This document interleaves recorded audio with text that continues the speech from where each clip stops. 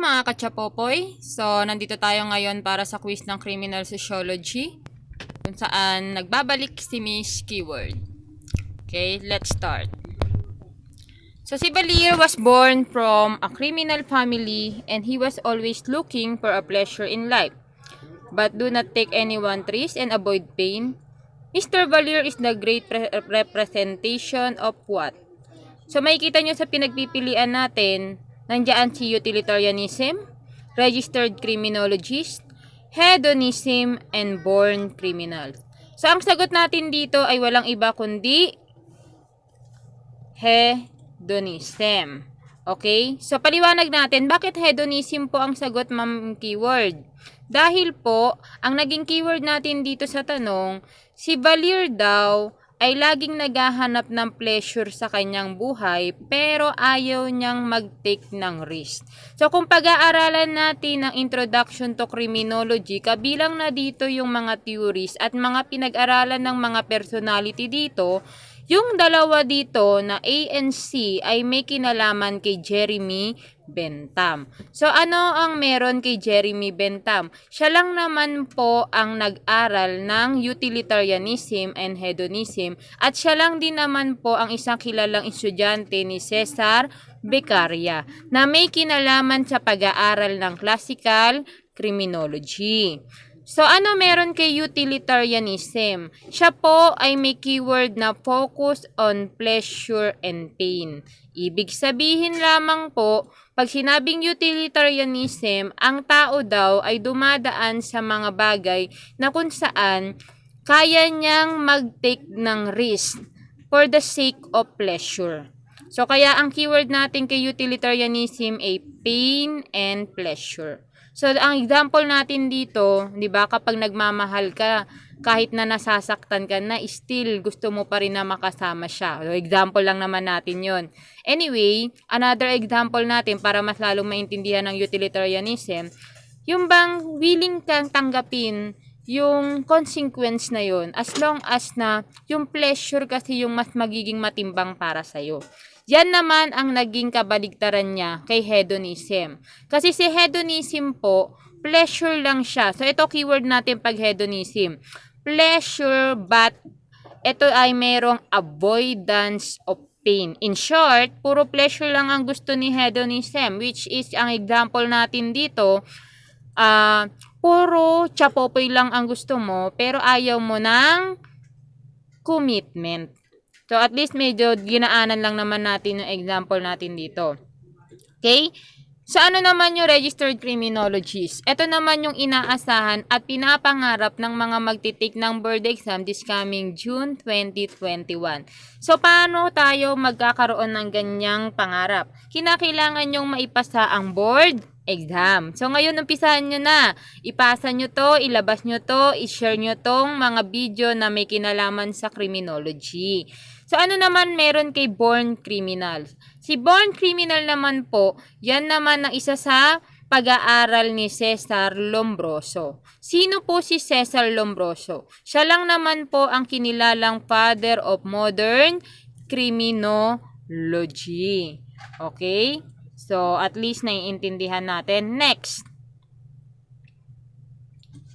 The agencies of government charged with the enforcing law, adjudicating crime, and correcting criminal conduct. Anong keyword natin sa tanong na to? Agencies of government na meron daw kinalaman sa pag-enforce ng law, pagko-correct ng isang kriminal. So, anong sistema meron yan? Walang iba kundi ang A, B, C, D. Anong sagot nyo? Very good. Criminal Justice System. Ano po ba meron kay Criminal Justice System? Siya po ay meron tinatawag na 5 pillars na kinabibilangan ni law enforcement, prosecution, court, correction, and community. Ito'y pag-aaralan nyo naman sa subjects ng Philippine Criminal Justice System. Isa sa mga subject ng sociology natin. Okay? So, ano meron kay penology? Study of punishment. Ito ay pag-aaralan nyo literal kay correction. And then, the juvenile justice welfare system, isang sistema naman na para naman sa bata. Which is sa atin sa Pilipinas, meron din tayong sistema ang hinahandle ay mga batang nag-commit ng crime. So, ito naman may encounter nyo to sa subject ng juvenile natin. Juvenile delinquency natin. Kabilang pa rin naman po siya sa sosyo. Ano naman ang diversion program? Ang diversion program ay kilalang programa which is the rehabilitation that remove offenders from the normal channel of criminal justice process to avoid the stigma of criminal label. Which is, anong ginagawa nito? Kabilang na ang bata dito, guys. Ibig sabihin, kung halimbawa bata ang involved, hindi po natin pwedeng isa-publika ang nangyayaring pagkokorek sa bata. Bakit? Kasi dito sa diversion program, guys, ang bata o yung taong nilalagay dito ay kinokorek sa pamamagitan ng rehabilitation program. So, the word rehabilitation program, nakakatulong ito para maitama yung pagkakamaling ginawa ng isang tao na hindi siya mamomroblema kapag lumabas siya kasi ang dahilan kung bakit may diversion program ay para maiwasan yung tinatawag nating stigma na ibinibigay ng society o yung bansag ng pagiging masamang tao. Okay? Kaya lang, society ang meron sa atin. Kaya hindi maiiwasan yan. But, hanggat maaari, ginagawa ng ating gobyerno yung mga bagay na makakatulong sa mga taong kinokorek. Okay? Lahat naman ng tao, di ba guys, nagkakamali. So, wag na wag tayong manghuhusga. Next. A crime that is committed in the shortest possible time, such as theft. Ano naging keyword natin dito? Shortest possible time. So, ano meron dito? Ang sagot natin ay walang iba kundi instant crime. Bakit instant crime? 'Di ba parang keyword lang naman natin the word instant? Ano ba yung mga ginagawa natin, guys, or tinitimpla natin na ginagamitan natin ng salitang instant? 'Di ba instant noodles, mabilis ang luto, instant coffee, mabilis ang pagtitimpla. So, ano meron kay static crime and continuing crime? Si static and continuing crime is the classification of place naman ito, guys. Yung considered sa crime ang pinag-uusapan. Meaning, place, lugar lang ang pinag-uusapan dito. Pag sinabi nating static crime, one place ang keyword nyo rito. Pag sinabing continuing crime, different places. Halimbawa, sa static crime, example natin ay pinatay ka lang sa isang lugar. Ano kaibahan niya kay continuing crime? Ang lugar na pinag-uusapan dito, marami. Halimbawa, kidnapping. So, lahat ng lugar na madadaanan kung saan ka nilagay nung kinidnap ka, sakop po siya ng krimen. Okay, yun yung continuing crime. Ano naman po meron kay episodial crime? Pinag-uusapan natin kay instant and episodial is considered naman time. So, kung ang instant po, mabilis ang paggawa ng krimen, ang episodial naman, naglalaan ng mahabang oras, length of time, which is pinagpaplanuhan, pinag-iisipan bago gawin ng isang krimen. Matagal bago isakatuparan ang krimen, kung based sa oras ang pinag-uusapan natin. Example sa episodial crime is the evident premeditation, or kaya naman, halimbawa, bago mo i-rapein yung babae, tinignan mo muna kung paano siya umuuwi, saan siya sumasakay, ano oras siya umuuwi, may kasama ba siya kapag naglalakad. Pinag-isipan mo muna. Okay? So, at least ulitin natin, pag static crime, place ng pag-uusapan, and continuing crime. Static, one place, continuing, different place. Instant, mabilisan, episodial, pangmatagalan. Next. The revised penal code is the primary source of our criminal law. It is known as what? So, ito mga RA, Act, PD, pinag-uusapan natin dito. Anong sagot? Act 3815. So, pag sinabi nating Act 3815, ito po ang kinikilalang revised penal code na merong dalawang book, o Book 1 and Book 2. So, ano ang meron kay RA 9344 and PD 603 at RA 6809? Pag sinabing RA 9344, kilala ito as Juvenile Justice Welfare Act of 2006 na kung saan ito ang nag-amend kay PD 603 na kilala as Child and Youth Welfare Code. At sa mga batas na may kinalaman guys sa bata, isa rin sa mga lumalabas sa board exam ang RA 6809 na an act lowering the age of majority from 21 to 18. Mai-encounter nyo ito sa subject na juvenile delinquency natin. Okay? So, pag sinabi nating keyword kay 9344, ang bata po dito, hawakan ng batas natin ito kapag ang batay nag-commit ng crime na ang kanyang edad po ay 15 years old pataas.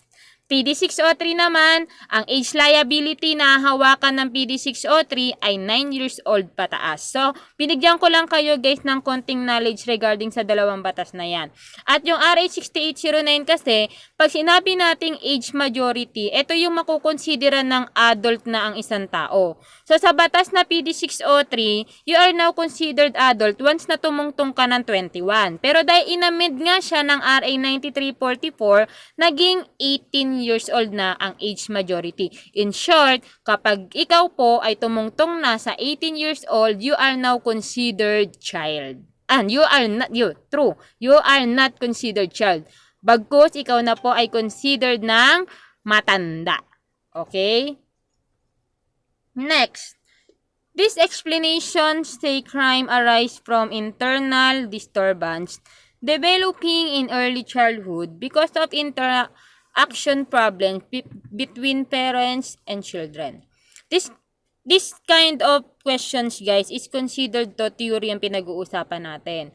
So, mapapansin nyo sa pinagpipilian, nandyan na po lahat ng keyword. So, ang kailangan nyo lang malaman, alin yung tinatanong. Ang tinatanong dito, ano daw yung nag-e-explain na kung saan nag-uumpisa daw yung krimen nung mga panahon na may nade-develop na yung pag-i-interact ng isang bata, which is nag-uumpisa daw ito sa early childhood. Ano meron dito? Ang sagot, psychoanalytic theory. Sino ang personality na kilalang pinag-aralan ito? Walang iba kundi si Sigmund Freud. Okay? Saan nakapokus ang psychoanalytic theory? Focus po siya sa early childhood. Ano ang pinakamabisang konsepto na meron daw sa early childhood? Dito daw na-develop ang id, ego, and superego ng isang bata, na kung saan kilala ang id as pleasure principle, ang ego naman is reality principle, and superego morality principle. So, nakita nyo yung A, B, D, sila po yung keyword kay psychoanalytic theory. So, let us proceed to next questions. This theory holds the criminality is promoted by becoming negatively labeled. Nakita ang keyword? Labeled by significant others, such as criminals, ex-convict, lock them into lives of crime. Meaning to say, anong theory daw guys yung nagkakaroon ng bansag ang society sa isang tao? Katulad daw ng tinatawag nating ex-convict. Okay, binabansagan ka. So, anong theory yan? Very good. Labeling theory. So, saan nakapokus ang labeling theory? Sabi ko nga sa inyo guys, yung pinagpipilian dito, yun na rin yung naging keyword. Kung bagat di ka na mahihirapan. Kasi pa nagkamali ka pa dito, naku, mahirap na. Lalo na guys kapag board exam na yan. Bakit? Kasi sa board exam, hindi ka pa dadaliin dyan. Okay, at least ito naging guidelines nyo na lang. So, let us proceed dito sa topic. Labeling theory sa nakapokus sa negative label. Ano naging epekto ng negative label nito sa tao? Stigma. Anong klaseng stigma? Pambabansag, masamang bansag. Sino ang nag-develop nito? Walang iba kundi si Raymond Paternoster, the grandfather of labeling theory. Okay, lumalabas sa board exam yan guys. Kahit way back 2014 nag-take ako, lumabas din siya sa board exam. Mahirap na kasi guys pag nililabeled ka, 'di ba? Halimbawa, sasabihin sa'yo, magnanakaw ka. So kung ano yung sinasabi mo sa isang tao, huwag kang magtaka kung magiging yun siya. Okay, yun yung mahirap guys kapag nadidikitan tayo ng stigma. Ang problema nito nasa society, at the same time problema rin nito yung mismong nagkaroon ng stigma. Okay? So, kung ikaw, guys, dumadaan ka sa problema at binabansagan ka, kinakailangan mong magpakatatag kasi ikaw din ang magkakaroon ng paghihirap kapag ginawa mo is hinayaan mong maapektuhan ka ng pambabansag ng ibang tao sa'yo. Okay? May gawin ka man mabuti, may masasabi pa rin sa'yo. Next, this theory that view the victim may initiate either actively or passively the confrontation that leads to their victimization. Anong klaseng theory daw guys na nakafocus daw sa victim? Which is ang biktima daw pala ang nagiging reason behind kung bakit nagkakaroon ng crime. So either daw na ang biktima is nag-i-initiate o kaya naman hindi man niya initiate pero siya pa rin ang reason kung bakit nagkaroon ng krimen. Okay? So anong sagot natin dito? Walang iba kundi ang victim precipitation theory. Saan nakapokus ang victim precipitation theory? Focus on the victim law. Tignan niyo yung letter D. Di ba? Pinagpipilian, nandun pa rin yung mga keyword na to. Tatandaan nyo lang guys. Itong klaseng mga theory na to na nilagyan ko ng madali ang pagpipilian, yan yung gagamitin yung keyword pagdating nyo sa board exam. Ibig sabihin, gat maaari, wag nyong kaliligtaan. Pero wag naman kayo basta keyword lang. Ingat-ingat din sa pagkuha ng keyword. Okay, kaya nandito si Miss Keyword para tulungan kayo sa pagpapasa ng board exam.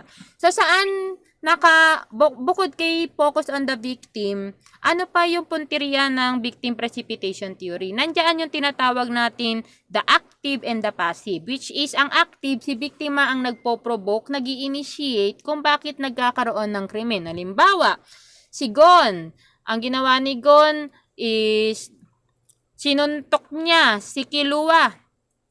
Di ba si Kilua kilala as yung nag-assassinate ba yun? Okay? So, ibig sabihin lang nito guys, kaya naging biktima si Gon. Oy, guys, hindi hindi to reality ng Hunter x Hunter. Example ko lang yung dalawang pangalan na yon. Ibig sabihin, ang naging biktima at the end si Gon. Kasi halimbawa, mas malakas pala si Kilua, hindi alam ni Gon. Nung sinuntok niya si Kilua, natamaan. Pero nung si Kilua na ang kumilos, si Gon ang mas napuruhan. So, at the end of the day, sino ang naging biktima? Si Gon. So, yun yung considered nating active precipitation. Kaya kayo guys, wag kayong magpo-provoke sa ibang tao kung kung wala kang alam doon sa history ng taong yun. Baka mamaya black belter pa yun, yari ka doon. Okay, next, passive precipitation. Ito naman guys, hindi aware yung biktima na nagkikreate or na-attract na pala niya yung kanyang suspect para maging biktima siya. Halimbawa, nagsusuot ka ng mga maikling damit tapos dadaan ka sa mga maraming adik. Wala mo na resulta nun. At the end, ikaw pa rin ang magiging biktima. Ano ba example? Pagsusuot ka ng mga mamahaling mga alahas at pupunta ka sa maraming tao. Ngayon, nung nagsuot ka na, nagkaroon na ng pagkakataon yung mga nandudukot na kunin ang ginto sa tenga mo. So, at the end, sino naging biktima? Ikaw rin. Okay? So, at least medyo alam na natin na ang victim precipitation theory. Next. It is the study of facial features and their relation to human behavior.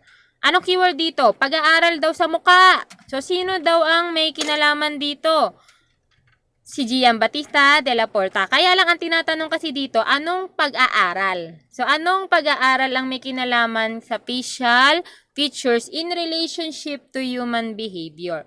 Yan ang human physiognomy. Sino nag-develop niyan? Si Giambattista Della Porta. Saan nakafocus yan? Sa facial features. Sino naman si Johann Caspar Lavater?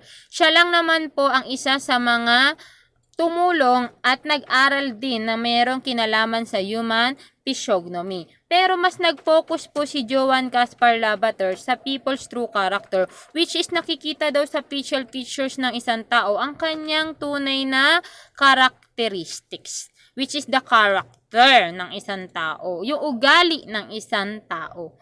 So dito guys sa sa study na to, masyadong kumbaga yung judgmental. Okay? Yung parang pagpangit ka, ibig sabihin ba you are now considered as criminal. So based on Giambattista Della Porta, nakikita nyo na daw sa facial features ng tao para masabi daw kung ano ang behavior nito. Okay? So at least ang sagot natin dito, human physiognomy. It is the process by which individual reduce the frequency of their offending behavior as the age increases. Ano naman po guys ang naging keyword natin dito?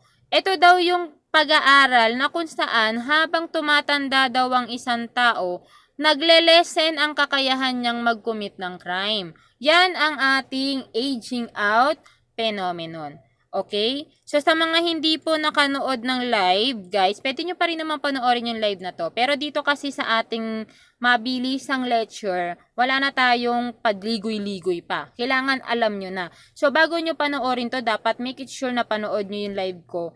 Then, try nyo ulit sagutan ito na dapat tama na yung sagot ninyo. Okay? Kasi maraming nagkakamali dito. Okay? So, ano naging keyword nyo sa aging out phenomenon? Age increases, then nagle-lessen or nagre-reduce ang kanyang pagko-commit ng crime kapag siya ay tumatanda na. Okay? Ano naman po meron kay doing gender? Si doing gender, guys, kilala naman ito kung saan ang isang lalaki, ginagamit niya ang kanyang pagiging lalaki para i-dominate by violence ang isang babae. Ibig sabihin, ginagamit niya yung pagiging lalaki niya at sa pamamagitan nito, binubugbog niya yung babae. Kasi feeling kasi niya, lalaking lalaki siya kapag nagkikreate siya ng violence sa ibang tao. Or lalo na sa babae.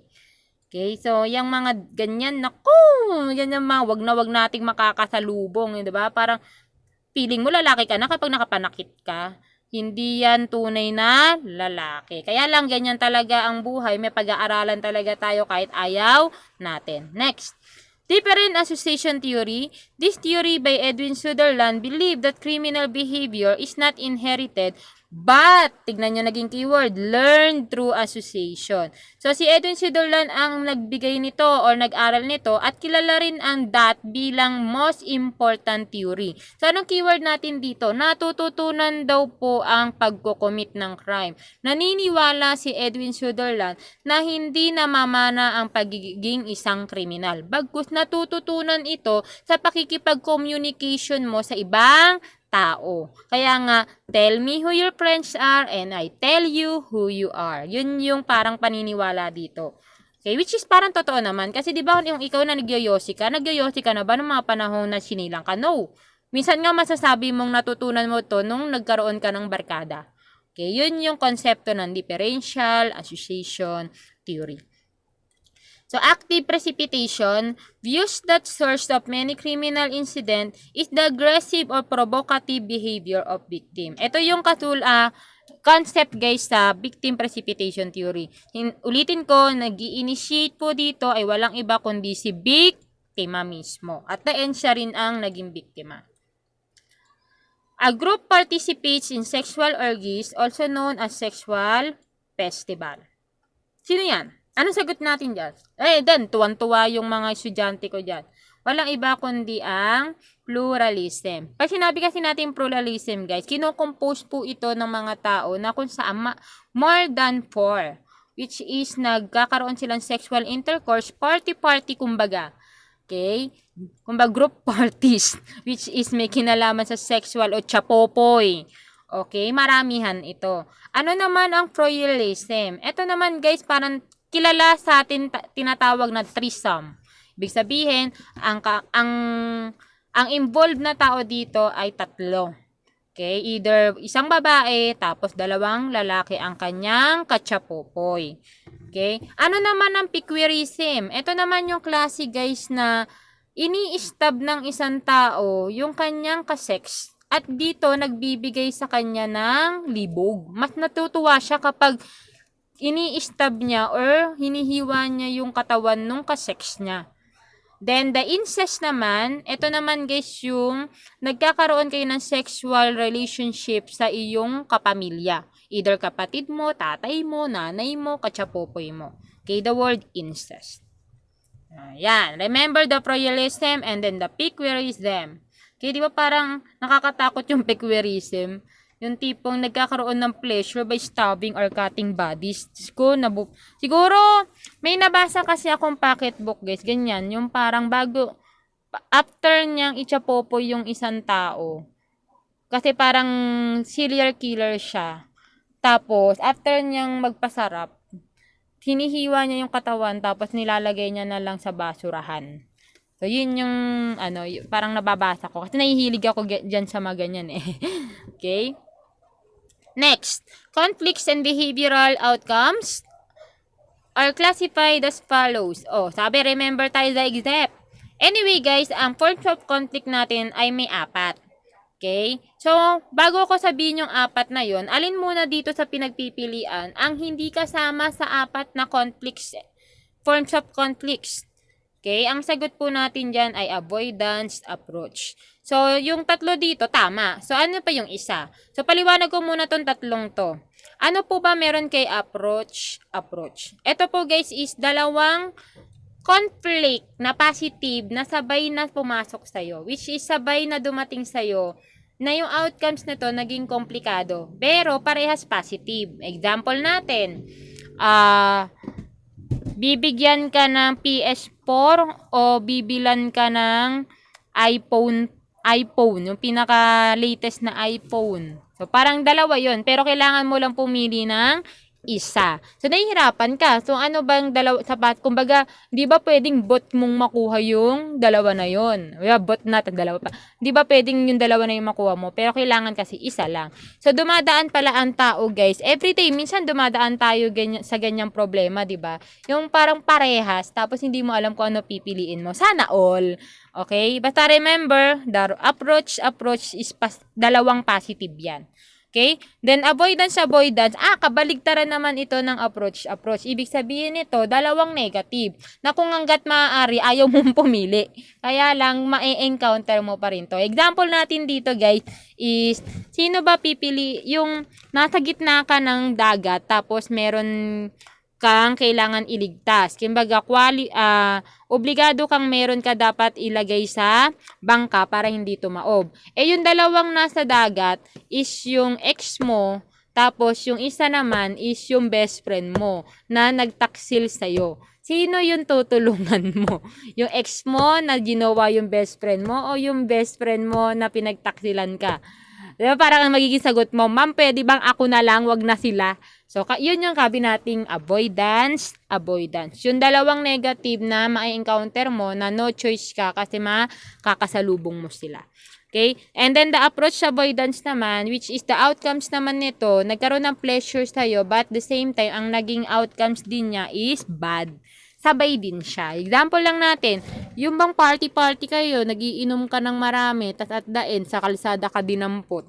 Okay, naging negative din yung naging outcomes. Yun yung approach avoidance. And then, ang pang-4 po, yun na yung multiple approach avoidance. Ano naman yung multiple approach avoidance? May 2 kang pinagpipilian na nagtataglay ng approach avoidance. Example lang naman natin dito, guys, is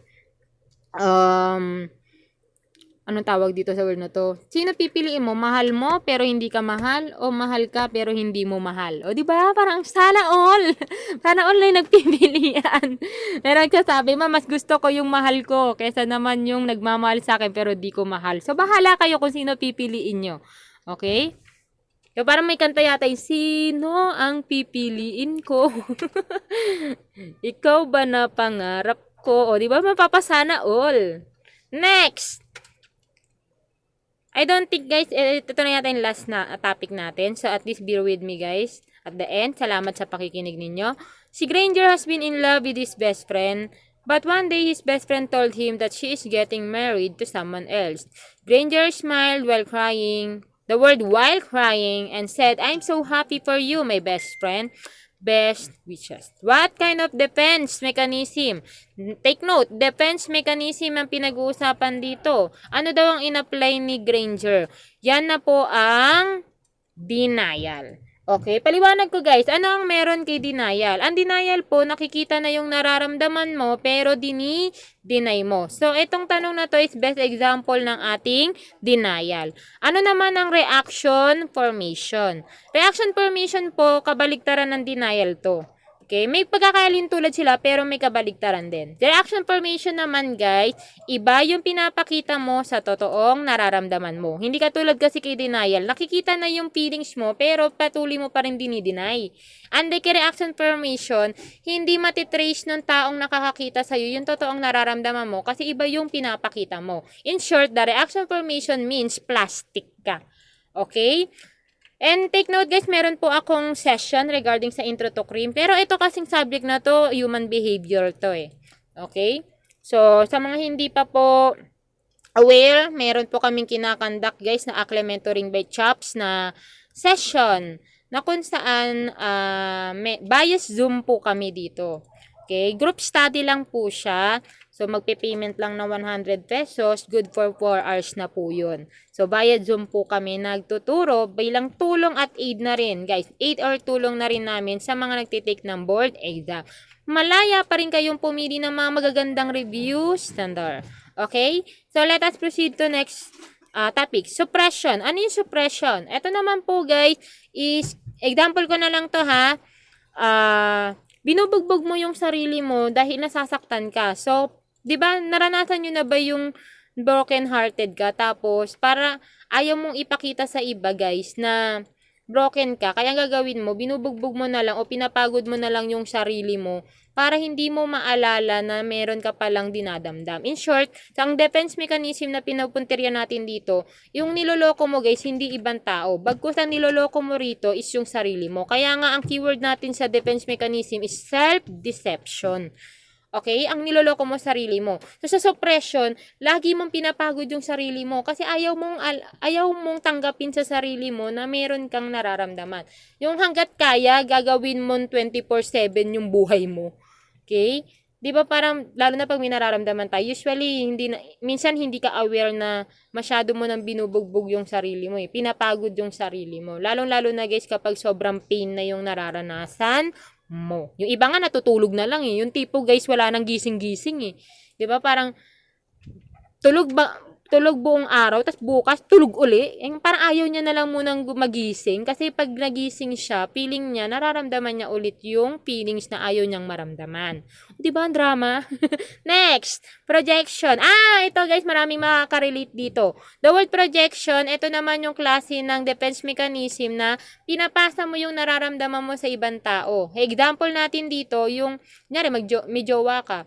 Yung siguro nang bababae ka, pero ang totoo, yung tao na nang bibintang, yun yung gumagawa ng kasalanan. Okay nga. Siguro nanlalalaki ka, nanlalalaki ka. Yung pala si lalaki yun nang bababae. Okay? Pinoproject niya yung nararamdaman niya. Bakit? Ayaw niya kasing matanggap yung frustration na yun, na kung sakali man sa ibang tao niya ipapasa, malalaman niya, hindi masyadong mabigat kapag hindi niya nagustuhan yung epekto. So, yun yung sabi nating projection. So, guys, I hope natutunan nyo po ang akin simpleng topic regarding po sa ibang sa mga tanong na may kinalaman po kay Introduction to Criminology. By the way, guys, siguro ang karamihan sa mga naging tanong ko kanina is pumasok sa subject na Intro to Crim. Tapos medyo pinahapyawan ko lang ng human behavior, tapos konting tanong ng CJS. So, sana kapag nag-live ulit ako or nag-video ulit ako, suportahan nyo pa rin po si Miss Keyword. So, wag nyo pong kakalimutan guys sa mga hindi pa po kabilang or nagsusubscribe sa aming YouTube channel na Akle Mentoring by Chops. Pwede nyo po kaming dalawin doon. At kung maaari naman po, ay pwede nyo rin na pong i-like at mag-comment kayo kung ano pang mga gusto nyong video na pwede namin idagdag. Okay? So, kumpleto po guys yung aming topic doon regarding sa Introduction to Criminology. Hanapin nyo lang po doon si Ella Cristina Isidro Incad na ang topic ay Intro to Crim. Okay? Sa mga hindi pa aware na mayroon pong libro si Miss Keyword, nandito po nakalatag sa inyong paningin ang Mastering Criminology Terms na kung saan po dictionary type siya na lahat na ng mga topic or mga na-encounter na sa board exam ay makikita nyo rin po, marami rin po dito sa aming libro. Okay, malaking tulong din po ito sa mga tao na nahihirapan po mag-catch up sa kanilang pinag-aaralan kasi nakaayos na rin po ito. So guys, contact po kami sa 0926056867. God bless us guys and lagi kayong mag-iingat. See you all soon, lalo na pag nagla-live ako. Bye-bye! Miss Keywords, sign out!